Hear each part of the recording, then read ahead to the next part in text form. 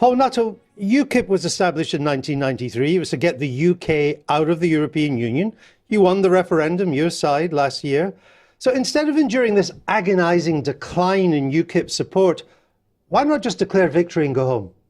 Well, we did win, and as you said, we were set up back in the early 90s to get Britain out of the European Union. With the referendum, I'd say we've won the war. What we've got to do now is win the peace. The Prime Minister will only start the negotiations with the European Union later in June. And look, UKIP has to be on the pitch, because if UKIP's not on the pitch, then there's no real impetus for the Prime Minister not to backslide. And I believe, well, I worry that she may backslide. I think fisheries, or maybe there'll be a deal on the divorce bill, or maybe there'll be a deal on freedom of movement. What we need is to ensure that UKIP is there so we get the Brexit that we voted for on June the 23rd. But when you launched your manifesto last week, your main focus wasn't on Europe. It was on terrorism and extremism. It almost looked like you're flailing around now trying to stay relevant, aren't you? Well, no, not at all. What we've done is we've led on the agenda of Islamic terrorism, and we launched our integration agenda, I think it was about 6 weeks ago. A lot of people within the Westminster bubble felt very uncomfortable about it, but we're saying things what people are thinking, and what we've got to do is we've got to get a grips with this Islamist cancer within our midst. It needs to be cut out, because I worry if it isn't, Andrew, then what happened the other night in Manchester may well become commonplace. Except critics see that your desperation to try to remain relevant is taking you into some unsavoury waters here. One of your MEPs, Gerard Batten, has called Islam a death cult. Islam. Do you agree? No, it's language I personally wouldn't use, but what I will say, and I have openly called Islamic fundamentalism, or radical Islam, a cancer within our midst, and I repeat that today. He didn't use Islamism. No, I wouldn't. No, he said Islam, one of the world's great religions. He called it a death cult. Again, it's not language that I would use, but I want to make it clear that Should anybody use it? Well, no, not particularly. And your MEP. Hang on, let me finish. It's not language that I would use, and the vast majority of Muslims in this country are peaceful. They add to our economy. They love this country. However, there is a small number within that community who hate the way we live, hate who we are, and want to do us harm, and we need to do something about it. And that's what you would call Islamist, which is different from Islam. Yes. But he didn't say Islamist. He also went on to say that Islam is a barbaric religion. Does he speak for UKIP? No, Gerard's not speaking for UKIP on that. What we say is simply that Islamism and Islamic fundamentalism is a problem. It's not just a problem in this country, it's a problem around the globe. But he didn't make the distinction and do something about that. And this is the candidate that your party's chosen to stand against the Prime Minister. He didn't make that distinction. No, I think he's got his terminology wrong, and I'll be open and honest about that. What I will say is that we are the only party that put together an integration agenda, which I'm not saying, by the way, is the answer to everything, but it's the beginning of an answer. And what we've got to do is bring communities together to ensure that something like this doesn't happen again. Is Islam a religion of peace? The vast majority of Muslims who, absolutely, I mean, they are peaceful. They live in this country, they love this country, they add to the economy. The problem is there's a small number of people who need to be sorted out, cut out of society altogether, and actually what we need to do is we need to ensure that we put more police officers on the beat, and we're proposing 20,000 extra police officers to ensure that these people are caught and brought to justice. But you want to ban the burqa? Yes. How would that cut out, to use your words, this small minority? How would that possibly stop atrocities like the one in Manchester? Well, there are a number of examples where the burqa has been used in criminality. You had, for example, the killing of the female PC back in 2005, and the jihadists then escaped this country wearing a niqab. We had the 21/7 But he could have gone in another disguise too, couldn't he? The failed bombing on 21/7. One of the people who tried to carry out that act of terror escaped wearing a burqa, and only earlier this month in Manchester, 8 men were sent down for carrying out raids in 2015 and 16 wearing burqas. It's about security. And whether we like it or not, Andrew, we are the most watched people in the world. Okay, there's more CCTV in this country than anywhere else on the planet. And for it to be effective, you need to see people's faces. But that's only the first part. The next part is about integration. And what we need to do is we need to ensure that communities come together. And I would argue that to enjoy the full fruits of British society, you need to be prepared to show your face. That may be true, but it wouldn't make any difference in the fight against terrorism, would it? Well, it's a step towards integration. And one of the ways that we will win, one of the ways that we will beat these Islamic fundamentalists is by bringing communities together. And one of the ways you bring communities together is you integrate people into British society. And if you show your face, it allows you to communicate better. It allows you to enter certain spheres of employment, which you're precluded from at this present moment in time. So it's about integration. It could, though, be seen as a knee-jerk reaction. And let me suggest another one. You now say that where a victim of a grooming gang is of a different race or religion to the offenders, it should be an aggregating factor in a prosecution. But what are you on about here? Well, it's obviously their race and their religion is a factor. And you only have to look at the 1,400 girls who've been victims in Rotherham. You have to look at the girls who've been victims in Rochdale. I mean, the vast majority of these girls are white, they're Christian, and they've been basically groomed by Pakistani men. But why does, in the end, the race or the religion matter? I mean, I think we can agree. It's hard to imagine a worse crime than the sexual assault of a child and what happened in the cases you've just given. But why race or religion? Surely whoever does this, they should just be slammed up for a very long time, regardless of race or religion, if found guilty. Yes, they should, and I would make sentences longer. However, I mean, race is already an aggravating factor when it comes to prosecutions. And I just think in these cases, in terms of grooming, for example, it is quite clear that the race of these young girls has been taken into consideration when these acts have been perpetrated. Law as it stands is if race was a motivating factor, if you did something bad and race was a motivation, I think it is a motivating factor. That, but you're simply saying if they're of a different religion or race, that should be an aggregating factor, not their motivation, just the very fact that they're not white and not Christian. But they are.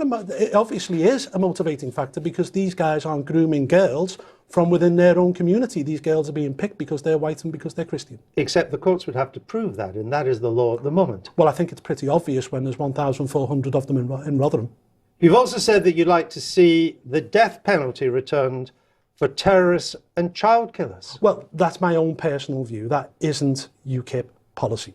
You've even said you'd act as the executioner yourself. I was asked that question by the Mail on Sunday straight out. They said, do you support the death penalty? I said yes, for people like the killers of Lee Rigby, where it's quite obvious that these were the perpetrators of that crime. They're wandering around with that man's blood all over their hands. And this was a British soldier who was pretty much executed on a British street by a British citizen. As far as I'm concerned, that is treason. And people like Ian Brady, who only died last week, it's cost us 10 million in taxpayers' money to keep that man alive. And you said you'd be prepared to do the death penalty yourself. So do you want to be an MP or an executioner?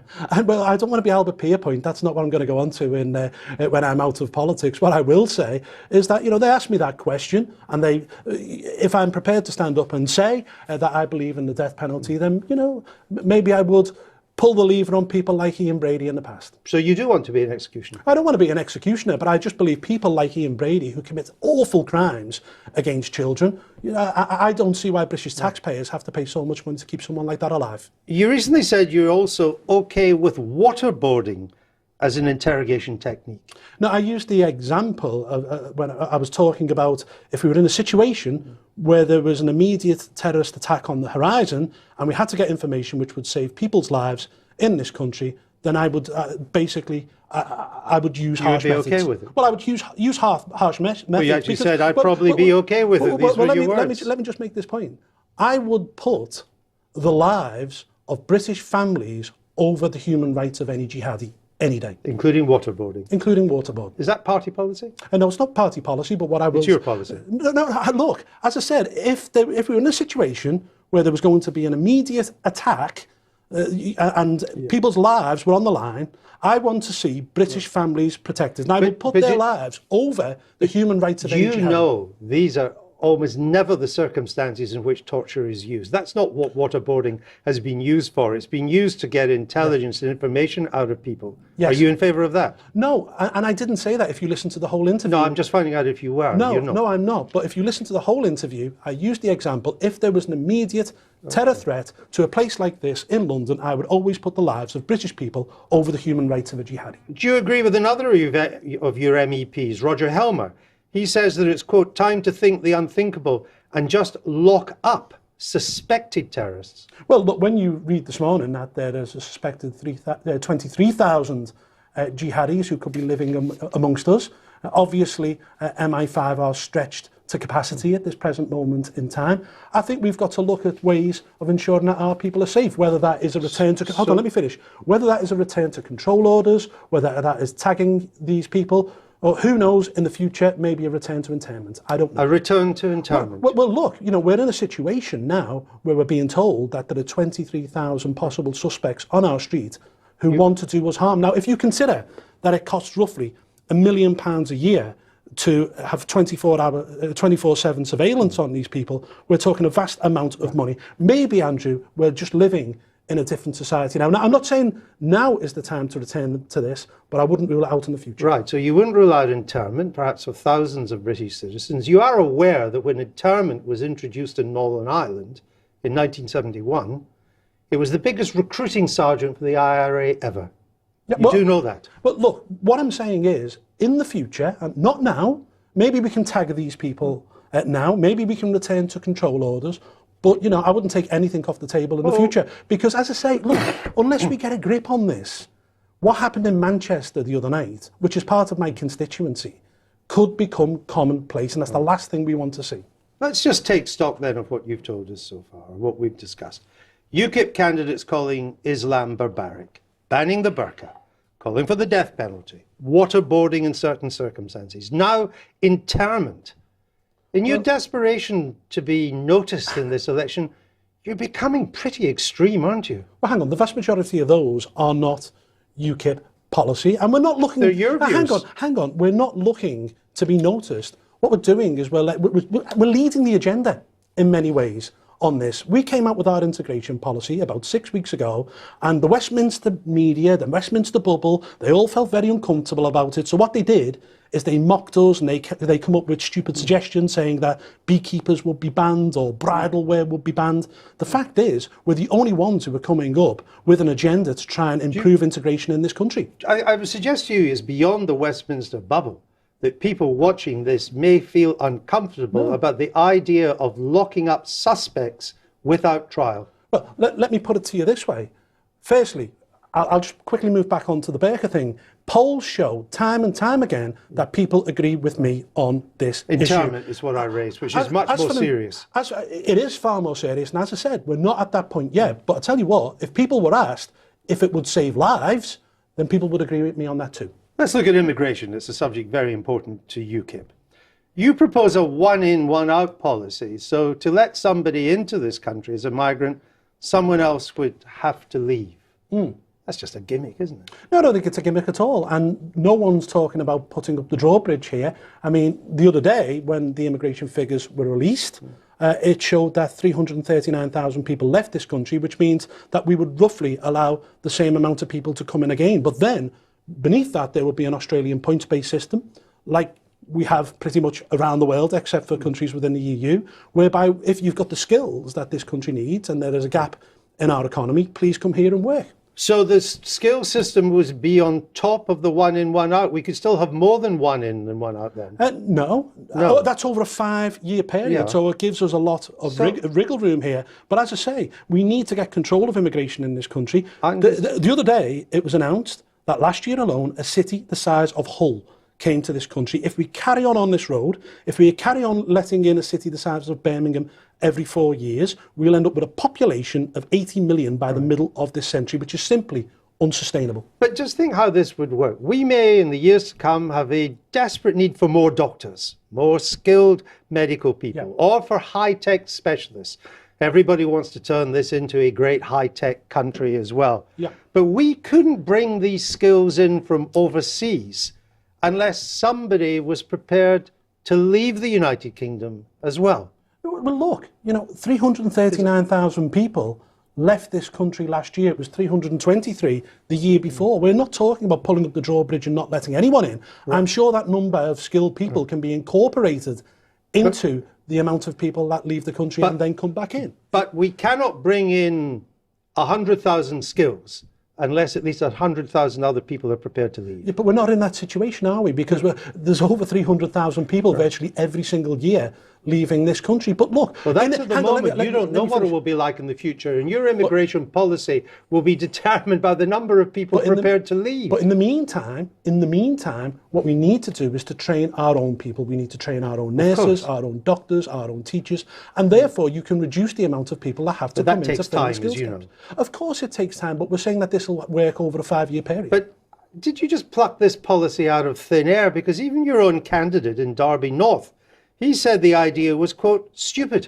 Well, we got this idea. I mean, the first people to put this forward was Frank Field from the Labour Party, Nicholas Soames from the Conservatives. They're talking about balanced migration here because we realise that somebody has to get a grip on the population, because otherwise we're going to be in a situation in the future where we'll have to have a huge school building programme. The NHS, which is fit to bursting at the moment, it will only be under more pressure. We'll end up with more motorways. We'll end up with a new rail network. It cannot continue. Capital spend will be massive unless we get control of population. But as you will know, Derby North, your candidate who thinks the idea is stupid, of course, that's the home of Rolls-Royce, one of our great British companies. He says, I think it's not practical. I think Rolls-Royce would say it was stupid. And I would agree with them. Well, your own candidate. Well, I don't see how anyone can think it's stupid because, as I say, what we will be bringing in is skilled migration, migrants who will add to the economy, migrants who will add to the tax receipts, and therefore it will be good news all round. It just creates this general impression that in your desperation to be noticed in this election, and it's been a struggle for you, you're becoming ever more extreme. On immigration, you're now more hardline than Nigel Farage. We've moved on from where we were at the last election. But between 1970 and 1997, migration was running net roughly at around 20,000. So we weren't that far off balanced migration in those years anyway. Let's move on to Brexit, a matter very important to UKIP. And the debates move now to the nature of the Brexit deal. Now, at some point, there'll need to be a deal done to give current EU residents continuing rights in the UK. In your view, how long will they have to have lived in the UK to be given those rights? Well, look, I mean, we've made it perfectly clear in our general election manifesto that the 167,000 EU migrants who are working in the NHS can stay. Okay, no debate about that. But I think once Article 50 had been triggered, it's then up for negotiation with how long people can stay for. So if you're an EU citizen and you've come in since the end of March when Article 50 was triggered, you won't necessarily have a right to remain. No, well, that'll be down to the government of the day. Well, I'm asking what your view is. That'll be down to the government of the day to go into negotiation with the European Union, because what we've got to do is to ensure that the rights of British citizens in Spain, in Portugal, in Italy, in Greece and everywhere else can stay as well. If they come to a satisfactory agreement whereby British citizens' rights are protected in those countries, then I'll have no problem whatsoever. I understand that, but you mentioned only EU citizens working in the NHS. Is that it?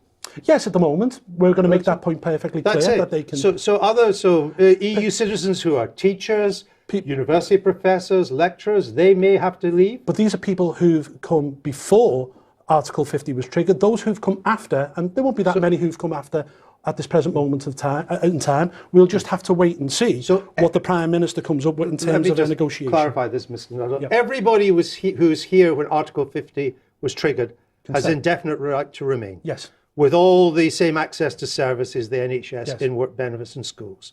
But after Article 50, that's uncertain. If you've just arrived here from Germany or Italy or France, you're not quite sure. That will all depend on the agreement that the Prime Minister can strike with the European Union. Now, as we all know, the EU in various ways has been demanding billions of pounds, as people call it, a sort of divorce bill. Now, your manifesto says we shouldn't pay a penny. But if even a modest sum, not tens and tens of billions, but a modest sum secured substantial access for us and continuing access to the single market, you wouldn't pay it? Well, I don't see why we should. Because since the early 1970s, when we've been members of this organisation, we've handed over £183 billion net to this organisation in membership fee alone. I don't see why we should have to pay a divorce bill on top of that. And look, the EU are just picking figures out of the air on this. That. You know, 50 billion, 100 billion 2 weeks later. Well, I don't see why we should. We've got 9 billion wrapped up in the European Investment Bank. Surely we must own part of EU buildings all over, real estate all over Europe. But if we got to a situation where for a modest to governments, not modest to individuals, but modest to governments of 10, 12, 15 billion, and in return we would have tariff-free access to the European Union and all the jobs that would guarantee and save, you wouldn't pay that? Hang on. Do you know, we're going to get tariff-free access anyway. I'll tell you why. You don't know that. Well, look, do you know, the European Union might be a corrupt organisation, it might be a bullying organisation, but it isn't a stupid organisation. There are millions of jobs on the continent which are dependent on British trade. And we have a huge trading deficit with the European Union. Have you asked the Greeks if it's not a stupid organisation? Yeah, maybe. I mean, they've had problems, of course, with the It's a trade-off to continue with tariff-free access for several billion pounds. That would be money well spent, would it not? We are the 5th largest economy on the planet. Okay, we're Germany's biggest marketplace outside Germany. We're France's biggest marketplace outside France. In fact, we bought, for the French farmers, I mean, we bought 39 million bottles of champagne last year. The Germans sold 800,000 cars into our economy. There will be a trade deal. It's mutually beneficial. I understand that's your argument, but it just seems to me to be for a relatively small amount of money, nothing like the 100 billion that's been floated, perhaps not even the 50 or the 60 billion, to secure us continuing largely as we are, which would be a huge triumph for Britain to have got that. You wouldn't pay a penny. I don't see why we have to pay this organisation a single penny, considering, as I said, that we've paid in almost 200 billion in membership fee alone since we've been members since 1973. I think it's wrong. All right. Now, major parties, they use their manifestos. They hope to set out a grand vision. Sometimes it works, sometimes it doesn't. But your manifesto's got talk about scrapping VAT on fish and chips, tackling what you call the lad culture. We talked about banning the burqa, but it's interesting that in the manifesto you want to prevent it because it, quote, it prevents an intake of essential vitamin D from sunlight. Oh, well, I mean, hang on. These aren't quite serious, are they? Well, that last point, you know, there is a myriad of research, by the way, medical research, which proves our point on this. However, that's peripheral to the burqa point. I mean, hang on. I mean, the problem that we've got with the burqa and the niqab is that it prevents people from communicating. It prevents people from integrating into society. No, but this is a really serious point. And as I say, if you want to enjoy the full fruits of British society, you have to be able to show your face. So why mention vitamin D and sunlight? Well, because there's lots of research which proves our point on this. Right. I mean, isn't the truth is that UKIP is becoming increasingly irrelevant? That the 2017 general election is the beginning of the end for UKIP, isn't it?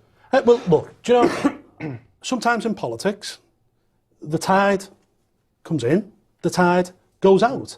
And this is very opportune for Theresa May at the moment because she's able to talk the talk and act tough on the issue of Brexit because she hasn't gone into those negotiations. It will get difficult for her once the negotiations start. And that's why it's so important that UKIP remains on the pitch. And if she does backslide, I'll make a prediction.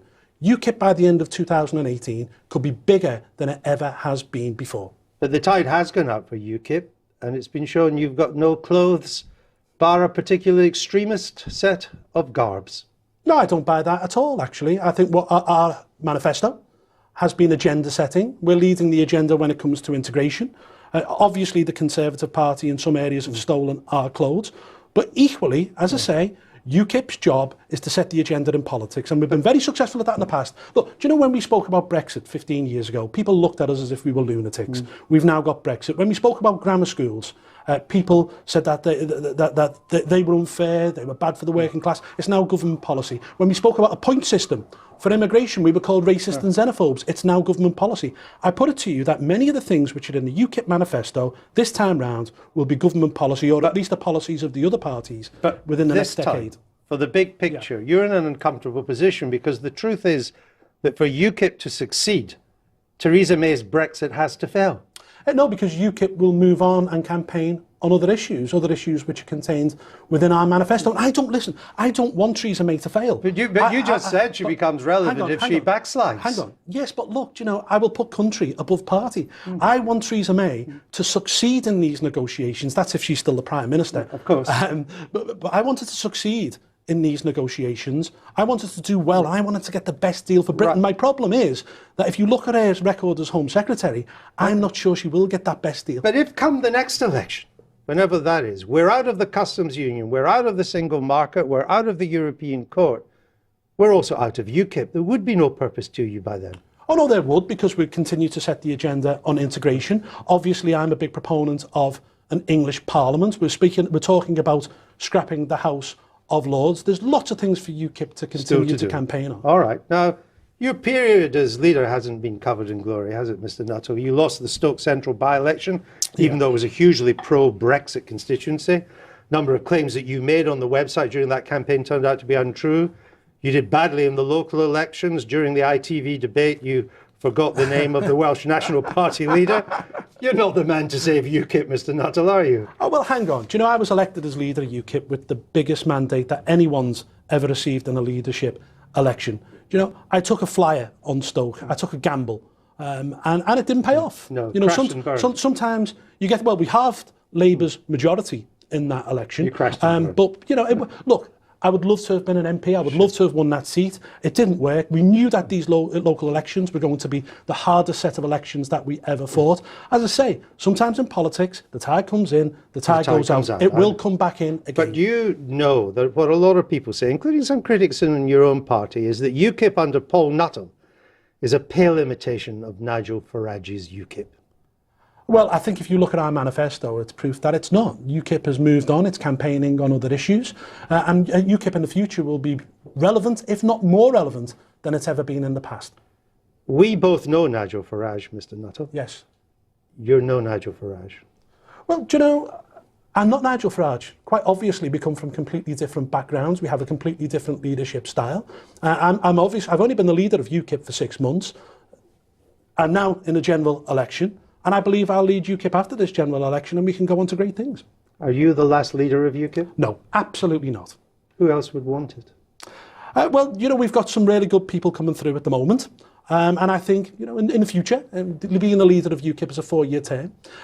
We will go on and we will have another really good leader of UKIP. But as I say, UKIP's future is secure. UKIP will campaign on other issues in the future. But beyond that, if Theresa May backslides on Brexit, she must know that UKIP will be bigger and more important than it's ever been in the past. Paul Nuttall, thank you very much. Thanks, Henry.